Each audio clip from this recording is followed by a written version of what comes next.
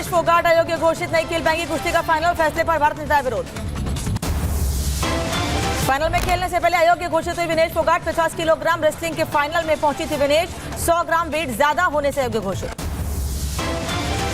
Paris Olympic में विनेश की जगह फाइनल में उतरेगी क्यूबा की पहलवान लोपेज। कल मुकाबले में विनेश से हारी थी लोपेज।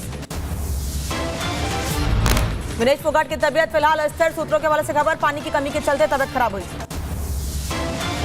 विनेश फोगाट से मिलने पहुंची पीटी उषा। पीएम मोदी ने भी थोड़ी देर पहले पीटी उषा से बात की। फिलहाल विनेश की हालत ठीक।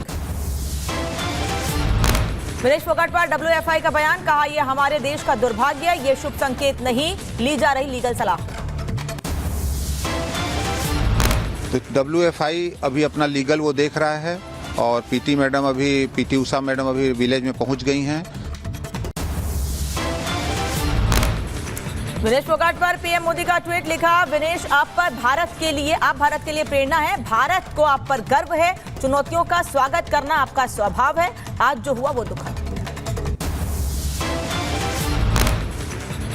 विनेश फोगाट पर गृह मंत्री अमित शाह का ट्वीट लिखा, विनेश का प्रदर्शन रहा शानदार, जो हुआ वो देश का दुर्भाग्य, लाखों भारतीयों की टूटी उम्मीद। विनेश मामले पर पीएम मोदी ने की पीटी उषा से बात, सूत्रों के हवाले से खबर, विनेश मामले पर जानकारी ले अयोग्यता पर दर्ज कराए कड़ा विरोध। विनेश फोगाट को लेकर सपा अध्यक्ष अखिलेश यादव का पोस्ट लिखा, मामले की होनी चाहिए जांच, मामले की सच्चाई आनी चाहिए सामने। विनेश के अयोग्य होने पर भावुक हुए महावीर फोगाट, का देश को गोल्ड मेडल की थी आस, जो हुआ उसका पूरे देश को दुख।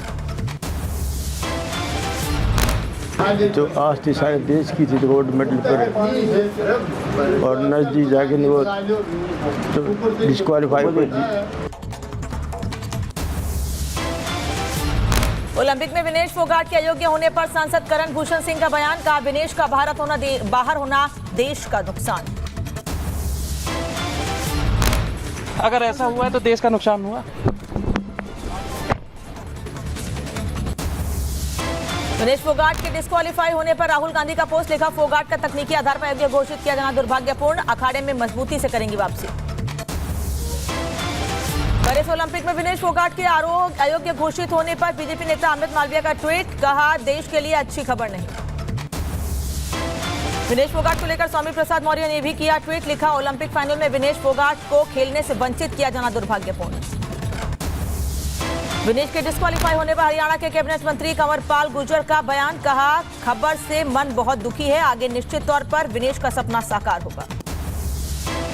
लोकसभा में विनेश फोगाट को लेकर हंगामा, पेरिस ओलंपिक में अयोग्य घोषित होने पर सदन में जमकर हंगामा। विनेश फोगाट के अयोग्य घोषित होने पर आप सांसद संजय सिंह का बयान, कहा यह विनेश का नहीं देश का अपमान है, 100 ग्राम ओवरवेट दिखाकर अयोग्य घोषित करना अन्याय, भारत सरकार तुरंत करे हस्तक्षेप। 100 ग्राम ओवरवेट होना ये कितना हास्यास्पद और मजाक का कारण है कि उसके आधार पर आप अयोग्य घोषित कर रहे हैं। विनेश फोगाट को लेकर कांग्रेस नेता कुमारी शैलजा का बयान, कहा मामले पर ओलंपिक मैनेजमेंट को देना चाहिए जवाब। बांग्लादेश को लेकर सीएम योगी आदित्यनाथ का बयान, कहा अतीत की गलतियों से चाहिए सीखना, हमलों की वजह समझने की जरूरत। तो हमें इन चीजों को देखना पड़ेगा, क्या है इन सब का कारण। आज भारत के तमाम पड़ोसी चल रहे हैं, मंदिर तोड़े जा रहे हैं, चुन चुन करके हिंदुओं को निशाना बनाया जा रहा है। रिपब्लिक भारत से बातचीत के दौरान बांग्लादेश वाले बयान पर बोले सलमान खुर्शीद, कहा जो कहा वो कार्यक्रम में कहा, सलमान ने भारत में भी बांग्लादेश जैसे हालात बताए थे। सलमान खुर्शीद और सज्जन सिंह के बयान पर बीजेपी का पलटवार, का आतंकवादियों की भाषा बोल रही है कांग्रेस। खुर्शीद किस भाषा बोलना चाहते हैं? क्या कांग्रेस आतंकवाद की भाषा बोलेगी? क्या कांग्रेस जमात इस्लाम की भाषा बोलेगी? कांग्रेस नेता सज्जन वर्मा के विवादित बयान, का बीजेपी के करप्शन से परेशान है लोग, हसीना जैसा होगा बीजेपी नेताओं का हाल। मोदी जी एक दिन जनता जितने सड़क पे हिलोरे ले रही है, एक दिन तुम्हारी गलत नीतियों से तुम्हारे प्रधानमंत्री निवास में घुस जाएगी, कब्जा कर लेगी। सज्जन कुमार के बयान को लेकर भी अमित मालवीय ने किया ट्वीट, कहा चुनाव न जीतने की वजह से हताश हो चुकी है कांग्रेस। सलमान खुर्शीद के बयान पर गिरिराज सिंह का हमला, कहा राहुल के इशारे पर सलमान खुर्शीद ने देश को चेताने का काम किया। ना दें, मैं जानता हूं कि राहुल गांधी के इशारे पर ही आज सलमान खुर्शीद ने देश को चेताने का काम किया है, लेकिन सलमान खुर्शीद के बयान पर बीजेपी का पलटवार, कहा लोगों को भड़काने की कोशिश कर रही है कांग्रेस, भारत में भी उपद्रव फैलाने की साजिश। खुर्शीद जैसे नेता कहते हैं कि जो बांग्लादेश में हुआ वो भारत में भी हो सकता है। ये इकलौते ऐसे नेता नहीं है। संजय राउत हो, महबूबा मुफ्ती की बेटी हो, ये अनेकों प्रकार के लोग चाह रहे हैं कि भारत में भी वही हो जो बांग्लादेश में हुआ। सलमान खुर्शीद के बयान पर बोले सांसद दिनेश शर्मा, कहा भारत में शांति नहीं चाहते खुर्शीद, कुछ लोग देश में अशांति फैलाना चाहते हैं। वो सलामती कहीं और की चाहते हैं, वो यहाँ पर हिंसा चाहते हैं, वो यहाँ पर अस्थिरता चाहते हैं, और ये सपना उनका और उनकी पार्टी का पूरा नहीं होने वाला। सलमान खुर्शीद के बयान पर बीजेपी सांसद समित पात्रा का बयान, का सलमान का बयान दिखाता है कांग्रेस की सोच। आप चिंता करके देखिए, सोच करके देखिए किस प्रकार की सोच कांग्रेस पार्टी की है। बांग्लादेश मामले पर लगातार बयानबाजी जारी है, तो वहीं शेख हसीना के अगले ठिकाने पर सस्पेंस बरकरार है। भारत में रुकेंगी या कहीं और जाएंगी, इसको लेकर सस्पेंस है। फिलहाल हिंडन एयरबेस पर है शेख हसीना। बांग्लादेश में 83 हत्यारों का दौर लगातार जारी है। अवामी लीग के 20 नेताओं के शव मिले हैं। अब तक करीब 29 लोगों की मौत की पुष्टि। बांग्लादेश में सिंगर राहुल आनंद के घर तोड़फोड़, घर में रखे कई सामान को लूटा, लूट के बाद घर में लगाई आग। बांग्लादेश के हालातों पर जमात इस्लामी का बयान, का बांग्लादेश में भड़काऊ भाषण की वजह से उपद्रवियों ने की तोड़फोड़, लोगों को मारने की कही बात। बांग्लादेश में तख्ता पलट के बाद बड़ा फेरबदल, मोहम्मद मैनुल इस्लाम आईजीपी नियुक्त किए गए। बांग्लादेश में नहीं थम रही है हिंसा, मशहूर अभिनेता शांतो खान और उनके पिता की भीड़ ने पीटकर हत्या कर दी। बांग्लादेश में हालात बेकाबू। त्रिपुरा के दौरे पर जाएंगे बीएसएफ डीजी दलजीत चौधरी, सीमा सुरक्षा को लेकर करेंगे बैठक। बांग्लादेश के हालातों को लेकर होगी विस्तार से चर्चा। ढाका से एयर इंडिया का विमान दिल्ली में उतरा, बांग्लादेश से आए यात्रियों ने बताई स्थिति, कहा पहले से स्थिति बेहतर। बड़ोदरा में बांग्लादेशी छात्रों का हालचाल जानने के लिए इंटरनेशनल अफेयर्स डिपार्टमेंट ने की बैठक, मीटिंग में जानी छात्रों की स्थिति। बांग्लादेश में लोगों पर हो रहे अत्याचार को लेकर सपा के बागी विधायक राकेश प्रताप सिंह, कहा जो हो रहा है वो बेहद गलत। बांग्लादेश में छात्र आंदोलन के नेताओं की आज बैठक, अंतरिम सरकार की रूपरेखा को दिया जाएगा अंतिम रूप। ढाका विश्वविद्यालय में बैठक का आयोजन। बीजेपी राष्ट्रीय अध्यक्ष जेपी नड्डा ने कांग्रेस पर साधा निशाना, कहा मुझे कांग्रेस की बुद्धिमत्ता और रुचि पर संदेह, बीजेपी सरकार ने हमेशा संविधान का सम्मान किया। मैं यहाँ पर पूरी जिम्मेवारी के साथ कह सकता हूँ कि मोदी जी के नेतृत्व में चलने वाली सरकार ने जितना संविधान को इज्जत देकर के आगे बढ़ने का तय किया है, किसी सरकार ने नहीं किया। राज्यसभा में बोले मल्लिकार्जुन खड़गे का एनसीईआरटी में किए गए बदलावों पर स्पष्टीकरण की जरूरत। बीजेपी आरएसएस सिर्फ सांप्रदायिक विचारधारा फैलाने का काम कर रही है। एनसीईआरटी की टेक्स्ट बुक्स में संविधान के प्रियम्बल को हटाया गया है और टेक्स्ट बुक्स में संविधान का प्रियम्बल अब तक प्रिंट हुआ करता था पहले। उद्धव ठाकरे के दिल्ली दौरे पर बीजेपी नेता राम कदम का तंज, कहा दिल्ली के सामने झुकने नहीं झुकने वाले। आज दिल्ली में क्या कर रहे हैं? दिल्ली शिवसेना है और सत्ता का लालच नहीं है, दिल्ली झुकूंगा नहीं बोलने वाले उद्धव ठाकरे अब दिल्ली में क्या कर रहे हैं?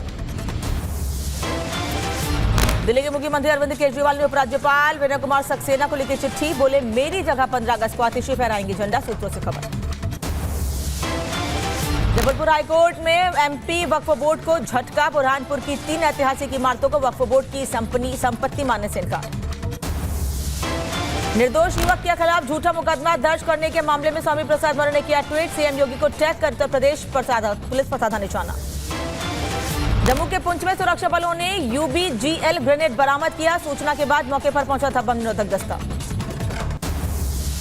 कोचिंग सेंटर हादसे के मामले में सीबीआई ने दर्ज किया केस। सीबीआई ने दिल्ली पुलिस से केस टेकओवर किया, मामले की जांच शुरू। मध्य प्रदेश के रतलाम में फर्जी मदरसे का खुलासा, बिना अनुमति चल रहा था मदरसे में पढ़ रही थी 43 बच्चियां। कलेक्टर ने दिया कार्रवाई का भरोसा।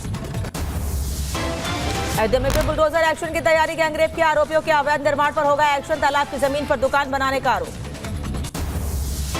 मथुरा में एसटीएफ की बड़ी कार्रवाई, 1 लाख के इनामी को मुठभेड़ में किया ढेर। फरा थाना क्षेत्र में हुई मुठभेड़ में मारा गया पंकज यादव। असम में प्रदर्शनकारियों की पुलिस से झड़प, अवैध प्रवासियों को हटाने की कर रहे मांग। झड़प के दौरान पुलिसकर्मी समेत 44 लोग घायल। जम्मू कश्मीर विधानसभा चुनाव लड़ने के लिए वरिष्ठ पुलिस अधिकारी मोहन लाल ने दिया इस्तीफा। बीजेपी के संपर्क में एसएसपी मोहन यादव। उत्तर प्रदेश के कन्नौज में थूक मसाज का वीडियो सामने आया। सैलून में ग्राहक के चेहरे पर थूक लगाकर मसाज करता नजर आया सैलून कर्मचारी। उत्तर प्रदेश के देवरिया में स्कूल में फूड पॉइजनिंग का मामला, 80 बच्चे बीमार पड़ गए। बीजेपी विधायक और क्षेत्रीय विधायक ने अस्पताल में जाकर जाना बच्चों का हाल, दिया हर संभव मदद का आश्वासन। उत्तर प्रदेश के कुशीनगर धर्मांतरण का मामला, इब्राहिम अंसारी ने हिंदू नाम रखकर की शादी, विवाह के बाद धर्म परिवर्तन का दबाव बनाया। उत्तर प्रदेश के बुलंदशहर में एफडीए की टीम ने की चाप बनाने की फैक्ट्री पर छापेमारी, 100 किलो दूषित चाप को किया नष्ट। कार्रवाई से मिलावटखोरों में हड़कंप। कर्नाटक में एक और कांग्रेस विधायक पर सरकारी अधिकारी से पैसे मांगने का आरोप, केपीटीसीएल के सहायक अभियंता ने लगाया आरोप। उत्तर प्रदेश के मुजफ्फरनगर में स्कूल अध्यापकों की लापरवाही, छुट्टी होने पर अध्यापकों ने बच्चों को किया बंद। अध्यापकों के खिलाफ परिजनों में गुस्सा। उत्तर प्रदेश के देवरिया में दबंगों के हौसले बुलंद, बीच सड़क की युवक की जमकर पिटाई का वीडियो वायरल। दिल्ली के द्वारका में मामूली विवाद पर चाकूबाजी, एक युवक पर 3 दबंगों ने किया हमला। वारदात से सीसीटीवी में कैद, आरोपियों की तलाश में जुटी पुलिस। दिल्ली के द्वारका मोड़ में नकाबपोश बदमाशों ने की लूटपाट, पैथोलॉजी लैब को बनाया निशाना। लैब कर्मचारी को चाकू मारकर किया घायल। ग्रेटर नोएडा में बुजुर्ग की गोली मारकर हत्या, इलाके में मची सनसनी। गोली मारकर फरार हुए बदमाश, मामले की जांच में जुटी पुलिस। उत्तर प्रदेश के कानपुर में पुलिस और बदमाशों के बीच मुठभेड़, चेकिंग के दौरान बदमाशों ने की फायरिंग। जवाबी कार्रवाई में एक बदमाश घायल, दूसरा बदमाश मौके से फरार। उत्तर प्रदेश के गाजियाबाद में सिलेंडर में ब्लास्ट से हड़कंप, हादसे में कई लोग हुए घायल, एक मासूम बच्चे की मौत। उत्तर प्रदेश के बिजनौर में रफ्तार का कहर, ट्रैक्टर ट्रॉली को ट्रक ने मारी टक्कर, हादसे में 20 से ज्यादा लोग घायल। घटना का सीसीटीवी सामने आया। कर्नाटक में भारी बारिश का असर देखने को मिल रहा है। उत्तरी कन्नड़ जिले में काली नदी पर बना पुल ढह गया है। पुल गिरने से एक ट्रक भी नदी में समाया। प्रयागराज में बारिश की वजह से हाल बेहाल, हनुमान मंदिर के अंदर तक घुसा पानी, भक्तों को करना पड़ा परेशानियों का सामना। राजौरी में बारिश के बाद तूफान पर नदियां, जलस्तर बढ़ने से लोगों में दहशत का माहौल। भारत ने पकड़ा गया बांग्लादेशी जोड़ा, दोनों के पास से आधार कार्ड और पैन कार्ड बरामद किए गए हैं। 7 दिन के वीजा पर इलाज के लिए भारत आए थे दोनों। मध्य प्रदेश में एक किसान के खुले भाग, जमीन से मिला हीरा, एक पल में किसान बना करोड़पति। तमिलनाडु के सुलार में आज से बहुपक्षीय हवाई अभ्यास तरंग शक्ति 2024 का आरंभ। यूके, जर्मनी, फ्रांस और स्पेन की वायुसेना ने लिया हिस्सा। उत्तर प्रदेश के बिजनौर में जंगल से निकलकर गांव में घुसा मगरमच्छ, गलियों में टहलता आया नजर, आसपास के लोगों में दहशत का माहौल। सऊदी अरब में बाढ़ का कहर, तेज बहाव में बहे वाहन और चालक, भयानक तस्वीरें आई सामने, लोगों की मदद में जुटी सरकार। चीन के झुआई में हादसा, नीवा गांव में ढही इमारत, जानकारी के मुताबिक इमारत की पहली मंजिल पर हुआ था विस्फोट। गाजा में एक घर पर इजराइल ने किया हवाई हमला, हमले में 3 फिलिस्तीनी पुरुषों की मौत, 20 अन्य घायल। गाजा में हुए हमले में अब तक 39,000 फिलिस्तीनियों की मौत, स्वास्थ्य अधिकारियों की तरफ से की गई पुष्टि, 90,000 के पार पहुंची घायलों की संख्या। अमेरिका में उपराष्ट्रपति कमला हैरिस ने की अपनी पहली रैली, भाषण के दौरान अपने बयान में कहा अमेरिका के राष्ट्रपति पद के डेमोक्रेटिक उम्मीदवार बनाया जाना गर्व की बात। जापान के कागोशिमा में माउंट साकुरीजामा ज्वालामुखी में विस्फोट, काफी दूर तक फैला लावा, तस्वीरें सामने आई। जॉर्जिया और दक्षिण कैरोलिना में तूफान का कहर, तटीय शहरों में खराब हुए हालात, सड़कों पर पानी भर गया है।